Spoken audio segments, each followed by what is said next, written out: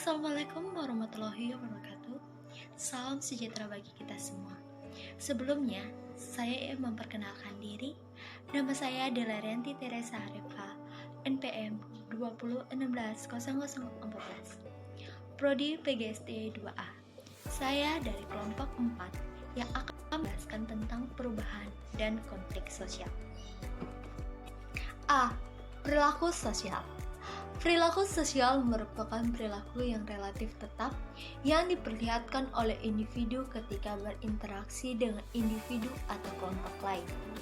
Orang yang berperilakunya mencerminkan keberhasilan sosialisasi dikatakan sebagai orang yang sosial, sedangkan orang yang berperilakunya tidak mencerminkan proses sosialisasi disebut asosial atau antisosial.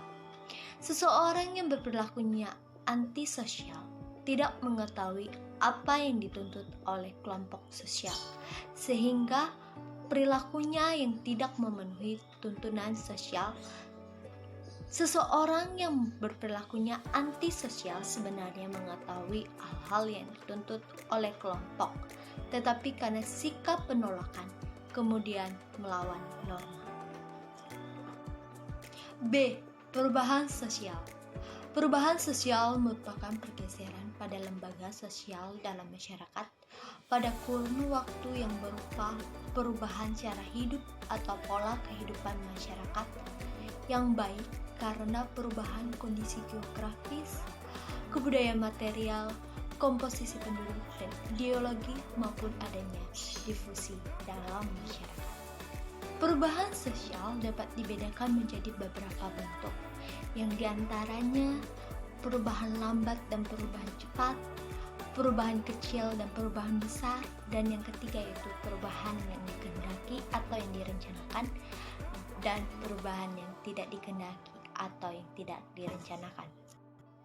Faktor tersebut dibedakan menjadi sebagai sumber perubahan sosial yang berasal dari dalam masyarakat atau internal dan dari luar masyarakat itu sendiri atau eksternal.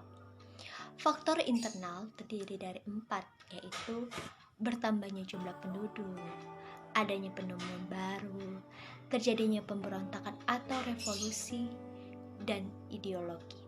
Sedangkan faktor eksternalnya terdiri dari 3, yaitu lingkungan alam atau fisik, peperangan, dan pengaruh kebudayaan lain. Berlangsung proses perubahan sosial dalam masyarakat juga dipengaruhi oleh faktor yang menjadi pendorong atau penghambat proses perubahan sosial.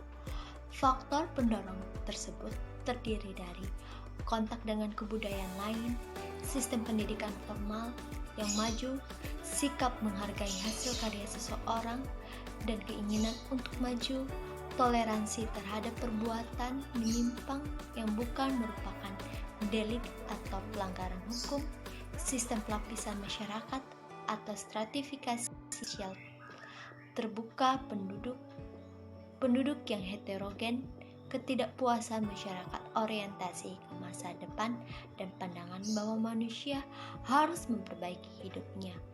Adapun juga faktor penghambat, yaitu kurangnya hubungan dengan masyarakat lain, perkembangan ilmu pengetahuan yang terlambat, sikap masyarakat yang sangat tradisional, adanya kepentingan yang tertanam kuat, adanya juga rasa takut terjadi kegoyahan integrasi kehidupan, prasangka terhadap hal-hal baru, atau sikap tutup.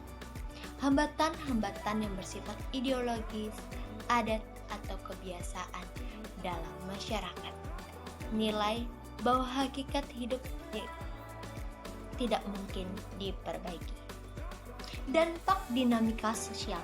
Faktor-faktor perubahan sosial budaya tersebut berlangsung secara langsung dan secara tidak langsung akan memberikan dampak negatif dan dampak positif hal itu dikarenakan sikap, fenomena, dan perubahan yang terjadi selalu disertai dampak yang akan dirasakan oleh masyarakat yang mengalami perubahan. Oleh karena itu, setiap perubahan hendaknya disikapi dengan arif, bijaksana, dan dengan pemahaman mendalam mengenai nilai, harap, program dan strategi yang sesuai dengan sifat dasar perubahan itu sendiri. Menurut Baharudin, contoh sikap masyarakat adanya perubahan sosial yaitu sebagai aksi protes, kenakalan remaja, dan kriminalitas. Dan juga menurut Menko ada beberapa dampak negatif yang diakibatkan oleh dinamika sosial, yaitu memusnahkan kebudayaan asli suatu masyarakat dan menjadikan suatu masyarakat lebih buruk. Dan juga ada dampak positifnya, yaitu menjadikan masyarakat lebih tahu perkembangan zaman dan menjadikan masyarakat hidup makmur dan sejahtera dan menjadikan masyarakat yang lebih baik dalam kehidupannya sehari-hari. Dampak dan resolusi konflik. Dampak positifnya dari adanya konflik yaitu bertambahnya solidaritas inter dan rasa ingkrut suatu kelompok konflik di dalam masyarakat. Dampak negatifnya dari adanya konflik yaitu hancurnya kesatuan kelompok, adanya perubahan kepribadian individu, hancurnya nilai-nilai dan norma sosial yang ada. Adapun juga cara pengendaliannya, yaitu konsilasi, mediasi, arbitrasi, perwasitan, atau penjurian. Demikianlah hasil presentasi saya tentang perubahan dan konflik sosial. Mohon maaf jika ada tutur kata saya atau pengucapan saya yang salah, mohon dimaafkan.